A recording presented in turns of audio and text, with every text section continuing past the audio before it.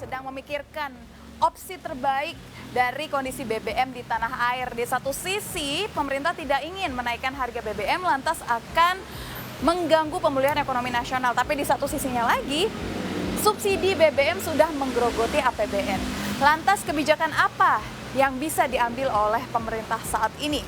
Saya akan berdiskusi dengan Wakil Presiden Bapak Jusuf Kalla pada periode 2004 sampai dengan 2009 dan 2014 sampai dengan 2019.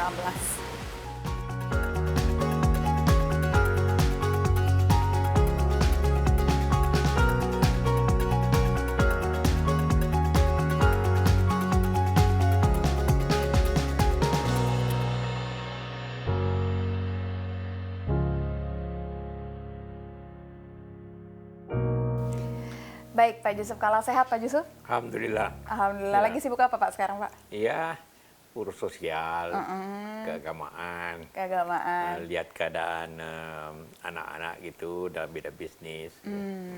Oke Pak, jadi kehadiran saya di sini kita ingin diskusi terkait simalakama kenaikan BBM.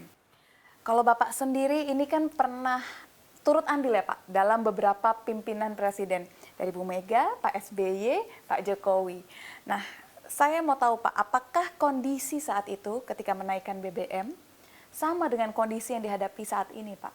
Dilemanya seperti apa sebenarnya Pak?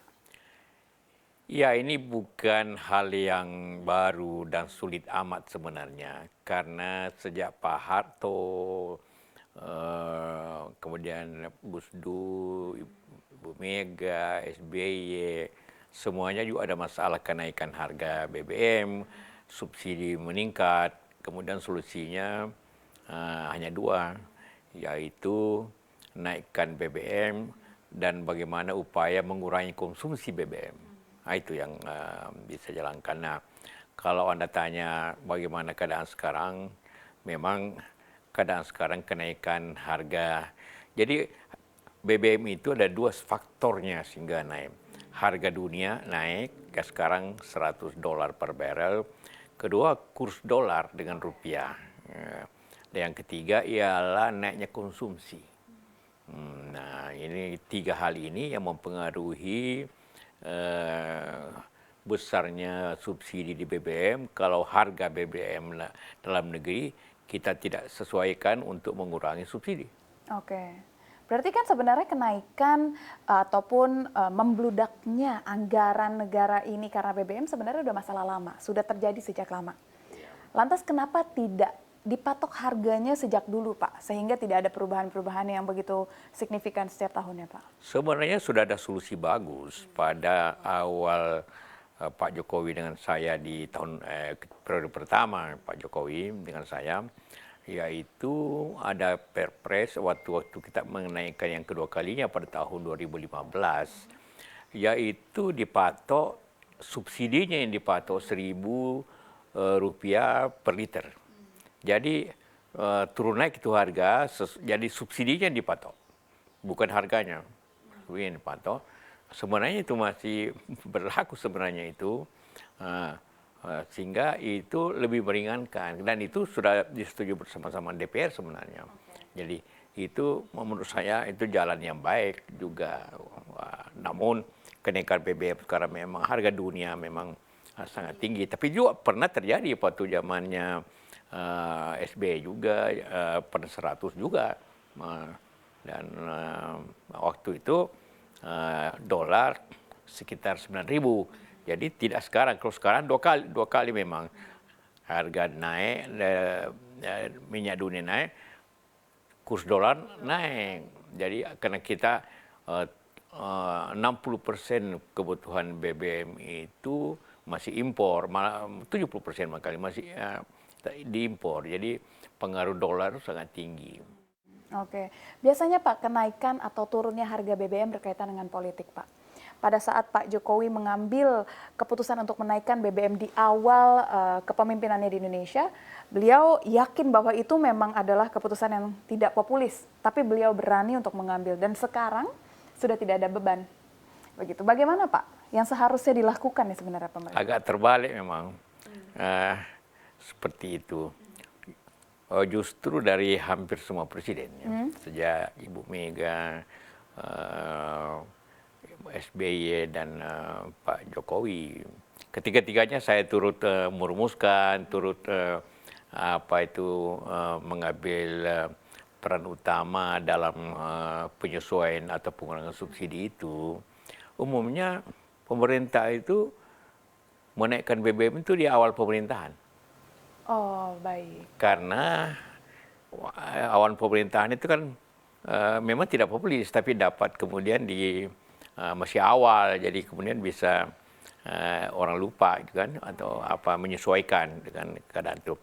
Dan jangan lupa kalau tidak naikkan kan dua pilihannya. Tidak naikkan, inflasi memang rendah, tapi anggaran fiskal kita, APBN kita sulit gitu kan. Dan kesulitan itu ditanggung oleh anggaran pembangunan. Karena hanya anggaran pembangunan yang dapat diatur. Kalau anggaran rutin gaji atau belanja kesehatan, pendidikan dan sebagainya ke daerah kan tidak bisa dipotong.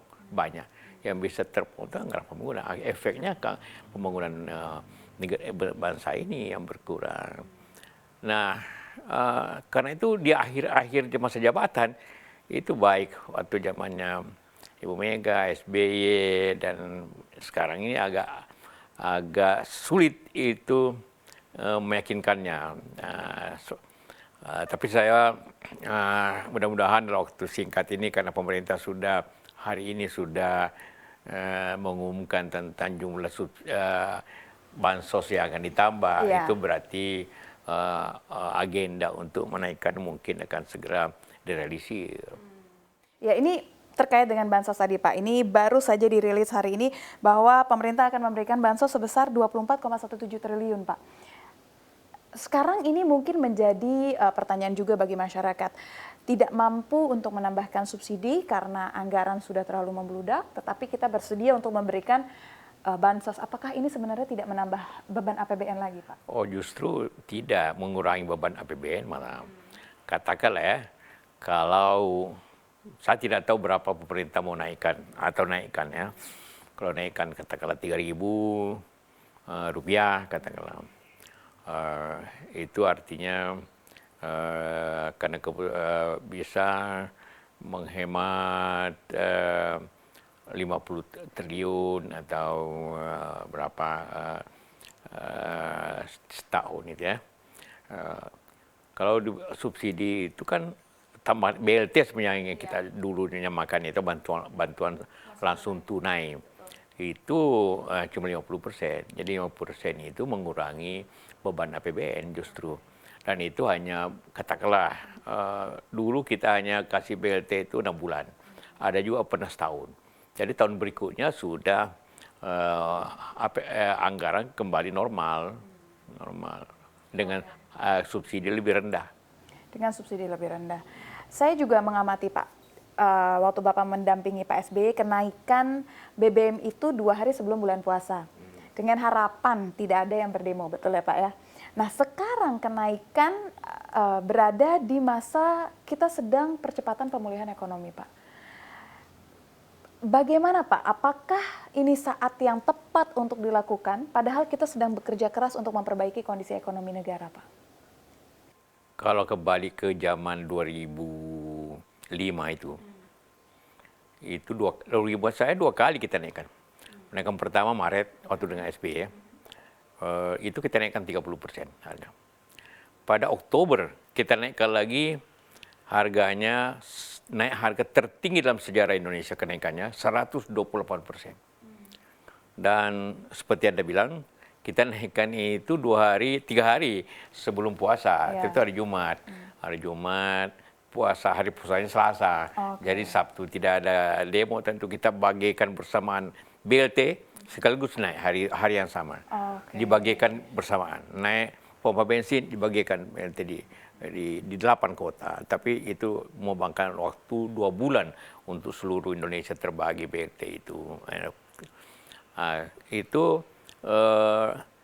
Dan tidak demo sama sekali. Pada saat itu Pak? Nah, karena rakyat pengeluarannya katakanlah ya, itu 100 rupiah naik, tapi kita kasih 200 rupiah. Jadi rakyat itu lebih untung, rakyat yang tidak mampu ya, lebih untung. Karena hanya beli minyak. Di samping itu bukan itu langkah pertama. Kita naikkan BLT. Langkah kedua pada waktu ialah mengurangi konsumsi BBM dengan cara hemat. Contohnya apa yang energi listrik, karena listrik juga memakan BBM, diesel masih banyak waktu itu. Kita atur tidak boleh lebih 25 derajat, tidak boleh kurang dari 25 derajat. Kemudian juga kita ganti minyak tanah ke LPG, itu menghemat kira-kira waktu itu 40 triliun. Jadi bukan hanya naikkan BBM, mengurangi pemakaian BBM juga jadi dua cara kita pakai waktu itu. Sehingga walaupun harga tingginya luar biasa 128%, tapi rakyat menerimanya dengan baik. Tidak ada apa-apa. Tapi BLT itu kan sifatnya sementara, Pak. Nggak mungkin kita akan memberikan BLT secara terus-terusan. Iya, tapi ekonomi lebih gaji naik otomatis, dan juga pendapatan masyarakat juga naik dengan stabilnya ekonomi. Jangan lupa setelah langkah itu pertumbuhan ekonomi 5-6% terjadi, sebelumnya 4%. Tapi justru kita perbaiki anggaran, subsidi itu dialihkan ke anggaran pembangunan. Rakyat kecil mendapat BLT. Jadi hanya yang kena itu golongan menengah atas. Efeknya. Tapi mereka dengan otomatis saja pengalaman saya, dalam 6 bulan konsumsi BBM itu turun 20%.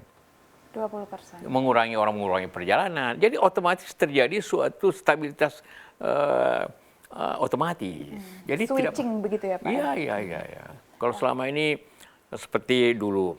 Kalau selama dulu kita naikkan BBM, orang beralih dari naik mobil sendiri ke naik mobil umum.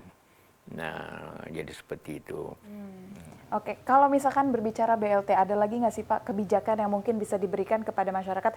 Mungkin, biaya BBM naik, udah ada BLT, mungkin harga transportasi umum turun, atau mungkin percepatan pembangunan transportasi umum juga bisa dilakukan pemerintah, Pak? Oh iya, itu otomatis.